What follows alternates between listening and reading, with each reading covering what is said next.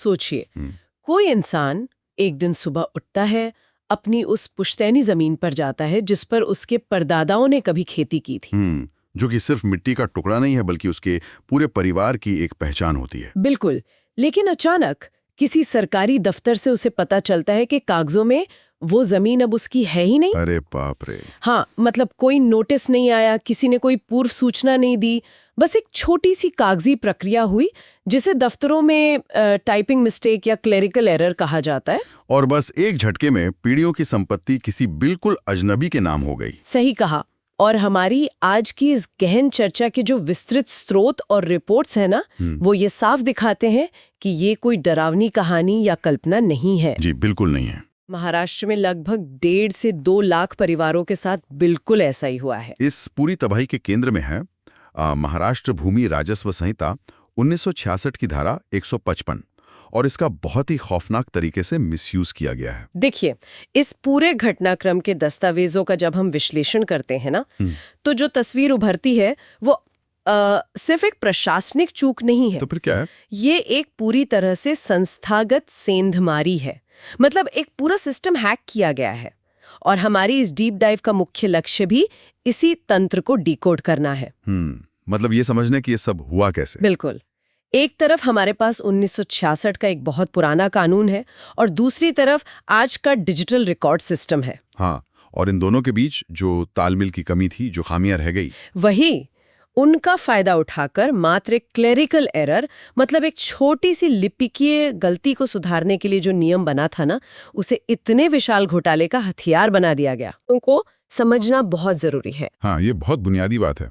क्योंकि महाराष्ट्र या किसी भी राज्य के ग्रामीण परिवेश में जमीन के इन कागजातों की अहमियत बहुत ज्यादा होती है। मतलब अगर हम इस 7/12 अर्क की बात करें तो ये सिर्फ एक कागज नहीं है। नहीं, ये तो ग्रामीण अर्थव्यवस्था का अब सबसे ताकतवर दस्तावेज है। तो ये असल में होता क्या है? 7/12 दरअसल 2 अलग-अलग फॉर्म्स का एक संयुक्त रूप है। जो फॉर्म 7 है वो ये प्रमाणित करता है कि जमीन का मालिकाना हक किसके पास है। मतलब मालिक कौन है? हाँ, और फॉर्म 12 ये दिखाता है कि उस जमीन का कृषि संबंधी उपयोग क्या है, वहाँ कौन सी फसलें उगाई जा रही हैं। अच्छा, तो मतलब जब कोई किसान बैंक चाहता है या किसी सरकारी योजना का फायदा लेना चाहता है तो सबसे पहले यही 7/12 मांगा जाता है। इसके बिना कोई काम नहीं होता। समझ गई। अब इसी राजस्व संहिता में धारा 155 का प्रावधान किया गया था। इसका जो मूल उद्देश्य था ना, वो बहुत ही व्यवहारिक और सीधा था। मतलब लोगों की मदद के लिए बनाया गया था। बिल्कुल। देखिए, पुराने समय में जब सारे रिकॉर्ड हाथ से रजिस्टरों में लिखे जाते थे तो पटवारी या क्लर्क से अक्सर कुछ गलतियां हो जाती थी। हाँ, इंसान है तो गलती तो होगी ही।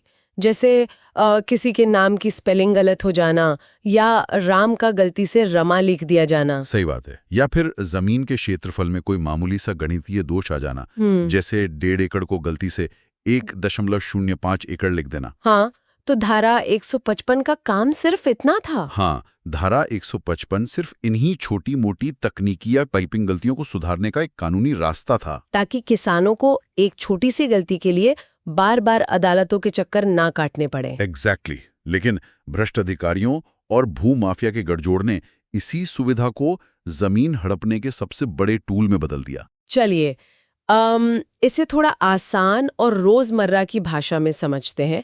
ये तो बिल्कुल ऐसा हुआ कि किसी व्यक्ति ने बैंक में एक फॉर्म जमा किया कि भाई मेरी पासबुक में मेरे नाम की स्पेलिंग ठीक कर दी जाए। हाँ, बहुत सटीक उदाहरण है। और बैंक के अधिकारी ने स्पेलिंग ठीक करने के बजाय चुपचाप वो पूरा का पूरा बैंक अकाउंट, उसमें जमा सारे पैसे किसी बिल्कुल अनजान व्यक्ति के नाम ट्रांसफर कर दिए। और सबसे हैरान करने वाली बात इसमें यह है कि असली खाता धारक को इस हेराफेरी की कानो कान खबर तक नहीं हुई। बाप रे। बैंक अकाउंट में तो फिर भी लोग नियमित रूप से लेन देन करते हैं, बैलेंस चेक करते हैं। हाँ, फोन पे मैसेज आ जाता है। हाँ, लेकिन जमीन के कागज, खास तौर पर ग्रामीण इलाकों में, लोग तब तक निकाल कर नहीं देखते जब तक उन्हें कोई पुश्तैनी काम न हो या बैंक से कोई लोन न लेना हो। बस जालसाजों ने इसी अंतराल और सिस्टम की कमजोरियों का फायदा उठाया। मतलब क्लरिकल एरर के नाम पर सीधा मालिकाना हक ही बदल दिया गया। बिल्कुल, बिना किसी सेल डीड के, बिना किसी पुख्ता कानूनी हस्तांतरण प्रक्रिया के रातों रात नाम बदल दिए गए।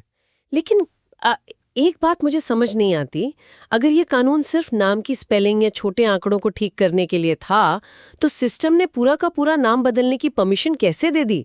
यही तो सबसे बड़ा सवाल है। मतलब जब कोई क्लर्क कंप्यूटर पर बैठता है, तो क्या डिजिटल सॉफ्टवेयर में कोई लॉक नहीं था? आखिर बिना किसी की नजर में आए इतने बड़े पैमाने पर इस पूरे काम को अंजाम कैसे दिया गया? ये इस पूरे घोटाले का सबसे तकनीकी और सबसे चौंकाने वाला पहलू है। देखिए, जब पुराने कागजी रिकॉर्ड्स को डिजिटल प्लेटफॉर्म पर लाया गया ना, तो सॉफ्टवेयर बनाते समय कई महत्वपूर्ण चेक एंड बैलेंस छोड़ दिए गए। जालसाजों ने बहुत ही सोची समझी रणनीति के तहत काम किया। वो कैसे? सबसे पहले धारा 155 के तहत छोटी गलती सुधार का एक फर्जी आवेदन स्थानीय राजस्व कार्यालय में दिया जाता था।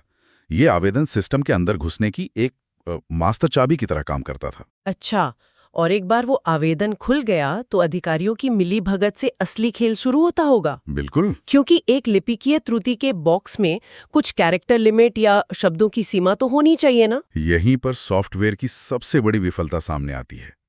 उस डिजिटल फॉर्म में ऐसा कोई प्रतिबंध था ही नहीं जो ये तय करे कि गलती सुधारने के नाम पर कितना डेटा बदला जा सकता है। अरे, मतलब वो पूरा टेक्स्ट मिटा सकते थे? हाँ, भ्रष्ट अधिकारियों ने बिना किसी क्रॉस चेकिंग के सिस्टम में जाकर सिर्फ स्पेलिंग नहीं बदली, बल्कि उस टेक्स्ट बॉक्स में पूरे के पूरे मालिक का नाम मिटाकर एक नया नाम टाइप कर दिया। और सॉफ्टवेयर ने कुछ नहीं कहा? नहीं, जमीन की श्रेणी या अधिकार का प्रकार ही पूरी तरह बदल दिया गया। सॉफ्टवेयर ने इस बड़े बदलाव को भी एक छोटी लिपिकीय त्रुटि के रूप में ही रजिस्टर किया। रुकिए, अगर उन्होंने जमीन का मालिकाना हक बदल दिया, तो 1966 के कानून के मुताबिक असली मालिक के पास कोई कागज या नोटिस तो जाना चाहिए था ना? नियम तो यही कहता है। क्योंकि जब कोई व्यक्ति एक छोटा सा ऑनलाइन ट्रांजैक्शन भी करता है, चाहे वो 10 रुपए का ही क्यों ना हो, तो फोन पर तुरंत एक मैसेज आता है। फिर जमीन जैसी इतनी बड़ी संपत्ति के ट्रांसफर पर असली मालिक को कोई भनक क्यों नहीं लगी? देखिए, स्रोतों में इस बात का बहुत गहराई से विश्लेषण किया गया है। जब राजस्व संहिता 1966 में बनी थी, तब एसएमएस अलर्ट या ईमेल जैसा तो कुछ था ही नहीं। हाँ, वो तो कागजों का जमाना था। कानून बस ये कहता है कि किसी भी बदलाव से पहले प्रभावित पक्ष को एक भौतिक नोटिस यानी फिजिकल कागज भेजा जाना चाहिए। भ्रष्ट तंत्र ने इसी पुरानी कागजी प्रक्रिया का फायदा उठाया। मतलब उन्होंने कागजों में दिखा दिया कि नोटिस भेज दिया गया है। बिल्कुल, फाइलों में यह दिखा दिया गया कि डाक या स्थानीय कर्मचारी के माध्यम से नोटिस भेज दिया गया है और उस नोटिस पर फर्जी हस्ताक्षर करके बाप रे, ये रिपोर्ट लगाकर के मालिक ने नोटिस लेने से इनकार कर दिया है। प्रक्रिया को कागजों पर पूरा दिखा दिया गया। वास्तव में वो नोटिस कभी असली मालिक के दरवाजे तक पहुंचा ही नहीं। मतलब सिस्टम का आधुनिकीकरण तो हो गया, रिकॉर्ड डिजिटल भी हो गए, लेकिन सुरक्षा के जो मानक आज की तकनीक में होने चाहिए थे, वे बिल्कुल नदारद थे। एकदम सही कहा आपने। और इसके बाद जो आखिरी कदम होता होगा वो और भी खतरनाक है। जैसे ही सरकारी रिकॉर्ड में ये नया फर्जी नाम दर्ज हुआ, उस डिजिटल एंट्री के आधार पर जमीन पर असल कब्जा कर लिया गया होगा। हाँ, या फिर उसे तुरंत किसी तीसरे व्यक्ति को बेच दिया गया। जब तक असली मालिक को पता चलता, तब तक संपत्ति कई हाथों से गुजर चुकी होती है। तो इसका असर कितने लोगों पर पड़ा है? कुछ आंकड़े हैं हमारे पास? सरकारी आंकड़े जो इस समय सामने आ रहे हैं, वे बताते हैं कि इस तरह की कार्यप्रणाली से लगभग 1.5 से 2 लाख परिवार प्रभावित हुए हैं। 1.5 से 2 लाख परिवार, ये तो बहुत बड़ा नंबर है। और इनमें सबसे बड़ी संख्या उन किसानों, ग्रामीण जमीन मालिकों और छोटे संपत्ति धारकों की है जिनके पास ना तो बड़े वकीलों की फौज है और ना ही प्रशासन तक कोई सीधी पहुंच है। मतलब ये सिर्फ कुछ भ्रष्ट कर्मचारियों का काम नहीं है? बिल्कुल नहीं, ये एक विशाल प्रक्रियागत विफलता है, जहां एक नियम जो आम जनता की मदद के लिए बना था, वो पूरी तरह से एक हथियार बन गया। जब कोई सिस्टम इस तरह खामोशी से फेल होता है ना, तो उसका पता चलने का क्षण बेहद विनाशकारी होता है। बहुत भयानक होता है। सोचिए, एक ऐसे किसान के बारे में जो मानसून आने से पहले अगली फसल के बीज और खाद खरीदने की तैयारी कर रहा है। वो अपना 7/12 लेकर ग्रामीण बैंक की शाखा में जाता है ताकि उसे किसान क्रेडिट कार्ड पर लोन मिल सके। और बैंक का अधिकारी जब ऑनलाइन रिकॉर्ड चेक करता है तो कहता है कि कागजों में जो नाम है वो किसान के पहचान पत्र से मेल ही नहीं खाता। उस क्षण में उस किसान के पैरों तले जमीन खिसक जाती है। अगर हम इस संकट के चौतरफा प्रभाव का विश्लेषण करें ना, तो आर्थिक नुकसान इसका सबसे तात्कालिक पहलू है। बिना जमीन के तो किसान वैसे ही बेबस हो जाता है। बिल्कुल, जमीन का मालिकाना हक छीनने का सीधा मतलब है कि उस परिवार को अब कोई बैंक लोन नहीं देगा, सरकार की तरफ से मिलने वाली कृषि सहायता, सूखा राहत कोष या पीएम किसान जैसी योजनाओं की सब्सिडी वो सब तुरंत बंद हो जाती होगी। तुरंत, क्योंकि सरकार के सिस्टम में अब वो व्यक्ति उस जमीन का मालिक है ही नहीं। और इसके बाद शुरू होती है कानूनी जटिलताओं की एक अंतहीन भूल भुलैया। अपनी ही पुश्तैनी जमीन को अपना साबित करने के लिए कोर्ट कचहरी के जो लंबे चक्कर लगते हैं, वे किसी भी आम इंसान को आर्थिक और मानसिक रूप से निचोड़ लेते हैं। सही बात है। भारत में जमीन के विवाद दीवानी अदालतों में कितना लंबा समय लेते हैं, ये तो किसी से छिपा नहीं है। सालों साल तारीखें पड़ती हैं, वकीलों की भारी भरकम फीस चुकानी पड़ती है। अक्सर कई पीढ़ियां न्याय के इंतजार में ही गुजर जाती हैं। और आर्थिक तबाही से भी गहरा होता है इसका मानसिक और सामाजिक असर। ग्रामीण भारत में जमीन सिर्फ पैसे कमाने का जरिया नहीं है। हाँ, वो तो एक परिवार का सामाजिक सम्मान होती है। बिल्कुल, उसकी पहचान होती है। जब वो जमीन इस तरह धोखाधड़ी से छिन जाती है तो परिवारों पर भयंकर मानसिक तनाव हावी हो जाता है। गांव और समाज में संपत्ति को लेकर हिंसक आपसी विवाद बनपने लगते हैं। और जो किसान अपनी जमीन खो देता है, वो समाज में अपना रुतबा और अपने पूर्वजों की विरासत दोनों खो देता है। इन सबके बीच एक और बहुत बड़ा नुकसान होता है, प्रशासनिक भरोसे का टूटना। हाँ, क्योंकि आम जनता तो राज्य और उसकी व्यवस्था पर अंधा विश्वास करती है ना, कि उसके कागजात तहसील में एकदम सुरक्षित हैं। बिल्कुल, और जब वो सिस्टम जिस पर संपत्ति की सुरक्षा की जिम्मेदारी है वही भ्रष्टाचार का केंद्र बन जाए तो नागरिक आखिर जाएं तो जाएं कहां? ये अविश्वास तो लोकतंत्र की नींव को ही कमजोर कर देता है। सही कहा। जब रक्षक ही भक्षक बन जाएं तो ये सिर्फ एक आर्थिक अपराध नहीं रह जाता, ये पीढ़ियों से चली आ रही सुरक्षा और ग्रामीण अर्थव्यवस्था के मूल ढांचे पर सीधा प्रहार बन जाता है। तो क्या ये समस्या अचानक ही पैदा हुई है? मतलब अगर हम ऐतिहासिक संदर्भ देखें तो भूमि रिकॉर्ड में छेड़छाड़ की खबरें तो पहले भी आती रही हैं। हाँ, उत्तर प्रदेश, बिहार और कर्नाटक जैसे राज्यों से भी फर्जी प्रविष्टियों के मामले अक्सर सामने आते रहे हैं।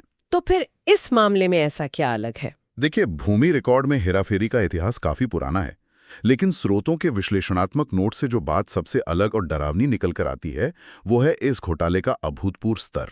मतलब जो स्केल है वो बहुत बड़ा है। एग्जैक्टली। पहले जो मामले सामने आते थे वो छिटपुट होते थे, किसी एक गांव में एक आध मामला आ गया। लेकिन महाराष्ट्र में धारा 155 का जिस व्यवस्थित तरीके से, जिसे हम इंडस्ट्रियल स्केल कह सकते हैं, जो दुरुपयोग हुआ है, जिससे लाखों परिवार एक साथ प्रभावित हुए हैं। हाँ, ऐसा पहले कभी नहीं देखा गया है। ये एक पूरी तरह से संगठित रैकेट का संकेत देता है। तो जब इतने बड़े पैमाने पर भूचाल आया है, लाखों लोगों की आजीविका खतरे में पड़ी है, तो सरकार और प्रशासन का इस पर क्या एक्शन रहा है? प्रशासन ने अब इस संकट की गंभीरता को भांपते हुए पूरे राज्य में पिछले 5 वर्षों के भूमि रिकॉर्ड का सघन ऑडिट शुरू कर दिया है। चलो, कुछ तो शुरू हुआ। हाँ, सभी जिलों के जिलाधिकारियों को निर्देश दिए गए हैं कि वे धारा 155 के तहत हुए सभी बदलावों की सूक्ष्म जांच करें। और जो लोग दोषी पाए जा रहे हैं उनका क्या? जांच में जो भी राजस्व अधिकारी या कर्मचारी दोषी पाए जा रहे हैं उन पर सख्त अनुशासनात्मक कार्रवाई, सस्पेंशन और पुलिस में एफआईआर दर्ज करने की प्रक्रिया शुरू कर दी गई है। लेकिन देखिए, ये तो डैमेज कंट्रोल हुआ। जिन लोगों ने हेराफेरी की उन्हें सजा मिलेगी, लेकिन सबसे बड़ा सवाल ये है कि सिस्टम की उस तकनीकी खामी का क्या जिसने इस चोरी को संभव बनाया? बिल्कुल, जड़ तो वही है। जब तक वो सॉफ्टवेयर का खुला हुआ दरवाजा बंद नहीं होता, तब तक ऐसी घटनाएं रुकेंगी कैसे? स्रोतों में भविष्य के लिए क्या तकनीकी और प्रशासनिक सुधार सुझाए गए हैं? सुधारों की दिशा में जो सबसे महत्वपूर्ण कदम सुझाया गया है वो है डिजिटल रिकॉर्ड्स में ऑडिट ट्रेल का सख्ती से लागू होना। ऑडिट ट्रेल मतलब ये कैसे काम करेगा? ऑडिट ट्रेल का मतलब है कि अगर कोई क्लर्क सिस्टम में कोई भी बदलाव करता है तो सॉफ्टवेयर ये रिकॉर्ड करेगा कि किस यूजर आईडी से, किस तारीख को, किस समय और कंप्यूटर के किस आईपी एड्रेस से वह बदलाव किया गया। अच्छा, और इसके साथ ही प्रमाणीकरण की भी तो जरूरत होगी, जैसे बैंक में पैसा ट्रांसफर करते समय ओटीपी आता है। सटीक विश्लेषण है आपका। डिजिटल भूमि रिकॉर्ड में किसी भी तरह के बदलाव के लिए, चाहे वो एक स्पेलिंग ही क्यों ना हो, उसके लिए आधार से जुड़ा ओटीपी या बायोमेट्रिक अनुमति अनिवार्य करने की रूपरेखा तैयार की जा रही है। मतलब अगर असली मालिक के फोन पर ओटीपी नहीं जाएगा तो सिस्टम बदलाव को स्वीकार ही नहीं करेगा। बिल्कुल, वो लॉक हो जाएगा। इसके अलावा प्रशासनिक स्तर पर भी सुधार की उतनी ही जरूरत है। हाँ, धारा 155 को ऐसे खुली छूट तो नहीं छोड़ा जा सकता। एकदम सही। ये स्पष्ट रूप से परिभाषित होना चाहिए कि छोटी गलतियों की सीमा क्या है। अगर बदलाव से जमीन का मालिकाना हक ही बदल रहा है तो सिस्टम को उसे लिपिक या त्रुटि मानने से इनकार कर देना चाहिए। और उस फाइल को अपने आप ही किसी उच्च अधिकारी की अनुमति के लिए भेज देना चाहिए। हाँ, और इसके साथ ही एक समयबद्ध और पारदर्शी शिकायत निवारण प्रणाली की स्थापना सबसे ज्यादा जरूरी है। मतलब एक ऐसा सिस्टम जहां लोग आसानी से शिकायत कर सकें। जी, जिन परिवारों की जमीनें इस घोटाले में फंसी हैं, उन्हें अदालतों में सालों तक धक्के ना खाने पड़ें, इसके लिए विशेष फास्ट ट्रैक ट्रिब्यूनल या नोडल अधिकारियों की नियुक्ति की आवश्यकता है, जो इन फर्जी एंट्रीज को पहचान कर तुरंत मूल स्थिति बहाल कर सके। बिल्कुल। और नए नियम बनने में समय लगता है। सरकारी चक्के अपनी गति से ही घूमते हैं। ये तो है। लेकिन इस बीच जो आम नागरिक हैं, जो इस व्यवस्था का हिस्सा हैं, उन्हें खुद को और अपनी संपत्ति को बचाने के लिए तुरंत क्या कदम उठाने चाहिए? मुझे लगता है इस पूरी चर्चा में सबसे महत्वपूर्ण हिस्सा ही कार्रवाई योग्य सलाह है। स्रोतों से मिलने वाला सबसे कड़ा संदेश यही है कि आधुनिक समय में सतर्कता ही संपत्ति की सबसे बड़ी और एकमात्र ढाल है। मतलब आपको खुद जागरूक रहना पड़ेगा। जी, क्लर्कियल एरर के नाम पर हुआ ये पूरा घोटाला साबित करता है कि कोई भी व्यक्ति केवल इस भरोसे नहीं बैठ सकता कि उसकी जमीन पुश्तैनी है तो हमेशा सुरक्षित रहेगी। तो लोगों के लिए सबसे पहली सलाह क्या है? सबसे पहली और अनिवार्य सलाह यह है कि लोगों को नियमित अंतराल पर अपना 7/12 रिकॉर्ड चेक करते रहना चाहिए। बिल्कुल वैसे ही जैसे लोग नियमित रूप से अपने स्वास्थ्य की जांच कराते हैं या बैंक खाते की स्टेटमेंट चेक करते हैं। एकदम सही। अब तो राज्य सरकार के ऑनलाइन पोर्टल मौजूद हैं, जहां घर बैठे ये रिकॉर्ड देखा जा सकता है। हर 6 महीने या कम से कम साल भर में एक बार अपनी जमीन के डिजिटल रिकॉर्ड की जांच जरूर होनी चाहिए। और दूसरी सलाह क्या है? दूसरी सबसे अहम सलाह दस्तावेजों के संरक्षण से जुड़ी है। मतलब पुराने कागजातों को संभाल कर रखना। हाँ, जमीन से जुड़े जितने भी मूल कागज हैं, जैसे कि पुरानी रजिस्ट्री, पुराने 7/12 के प्रिंट आउट, म्यूटेशन एंट्री के पुराने आदेश या कोई भी सरकारी टैक्स की रसीद, उन्हें एक सुरक्षित जगह पर रखना चाहिए। लैमिनेट करवाकर या डिजिटल स्कैन करके रख सकते हैं। बिल्कुल। अगर भविष्य में कोई जालसाज डिजिटल रिकॉर्ड बदल भी देता है ना, तो आपके पास मौजूद ये पुराने प्रमाणित कागज न्याय की लड़ाई में सबसे बड़े हथियार साबित होंगे। और अगर किसी व्यक्ति को अपना डिजिटल रिकॉर्ड चेक करते समय कोई भी गड़बड़ी दिखाई दे, मान लीजिए कि क्षेत्रफल में थोड़ी सी कमी दिख रही है या नाम की स्पेलिंग अचानक बदल गई है जिसे उन्होंने कभी बदलने का आवेदन नहीं दिया था, उसे बिल्कुल इग्नोर नहीं करना चाहिए। हाँ, क्योंकि अक्सर लोग सोचते हैं कि अरे ये तो छोटी सी सरकारी गलती है, इससे क्या फर्क पड़ता है। यही वो मानसिकता है जिसे तुरंत बदलना होगा। किसी भी विसंगति को नजरअंदाज करना बहुत भारी पड़ सकता है। तो तुरंत क्या एक्शन लेना चाहिए? अगर कोई भी अनऑथराइज बदलाव दिखता है तो बिना एक भी दिन की देरी किए तुरंत अपने स्थानीय तहसील कार्यालय या संबंधित अधिकारी के पास लिखित रूप में आधिकारिक शिकायत दर्ज करानी चाहिए। और उस शिकायत की एक रिसीविंग या पावती अपने पास जरूर सुरक्षित रखनी चाहिए। बिल्कुल। और अगर स्थानीय स्तर पर कोई सुनवाई नहीं होती है तो तुरंत कानूनी सलाह लेकर वरिष्ठ अधिकारियों या अदालत का दरवाजा खटखटाना चाहिए। चुप्पी साधना या अनदेखा करना जालसाजों के मंसूबों को कामयाब करने जैसा है। हमारी इस गहन चर्चा को समेटते हुए हम इस निष्कर्ष पर पहुंचते हैं कि एक सुरक्षित और पारदर्शी भूमि प्रशासन व्यवस्था के लिए सरकार और नागरिक दोनों को अपनी भूमिका निभानी होगी। जी, दोनों के सहयोग के बिना यह संभव नहीं है। प्रशासन को अपने डिजिटल सिस्टम में मजबूत चेक एंड बैलेंस लगाने होंगे ताकि कोई भी अधिकारी अपनी शक्तियों का दुरुपयोग ना कर सके, और वहीं दूसरी ओर नागरिकों को अपने अधिकारों और संपत्तियों के प्रति लगातार जागरूक रहना होगा। इस तरह के व्यवस्थित घोटालों से बचने का यही एकमात्र स्थायी समाधान है।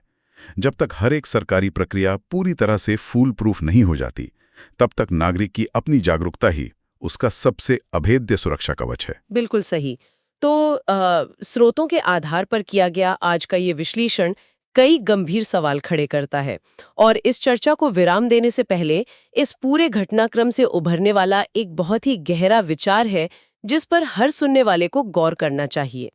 बताइए। एक तरफ हमारा देश डिजिटल इंडिया और कागज रहित व्यवस्था की ओर बहुत तेजी से बढ़ रहा है, लेकिन अगर 1966 जैसे पुराने कागजी कानूनों की खामियों को, जैसे कि एक अधिकारी को बिना किसी डिजिटल रोक-टोक के रिकॉर्ड बदलने की असीमित शक्ति दे देना, इन्हें आधुनिक डिजिटल सिस्टम में बिना किसी सुरक्षा जाली के वैसे का वैसा ही कॉपी पेस्ट कर दिया जाए, तो क्या ये तकनीक वास्तव में संपत्तियों को अधिक सुरक्षित बना रही है, या फिर ये भ्रष्ट तंत्र को रातों रात बिना किसी की नजर में आए लाखों संपत्तियां हड़पने का एक नया, अदृश्य और बेहद तेज हथियार सौंप रही है। बिल्कुल। जब संपत्तियां सिर्फ कागजों की जगह क्लाउड सर्वर पर मौजूद डेटा बन जाएं, तो सुरक्षा की जिम्मेदारी किस पर आनी चाहिए? ये एक ऐसा सवाल है जो आने वाले समय में हमारी अर्थव्यवस्था और न्याय प्रणाली के सामने सबसे बड़ी चुनौती बनने वाला है। सोचिएगा जरूर।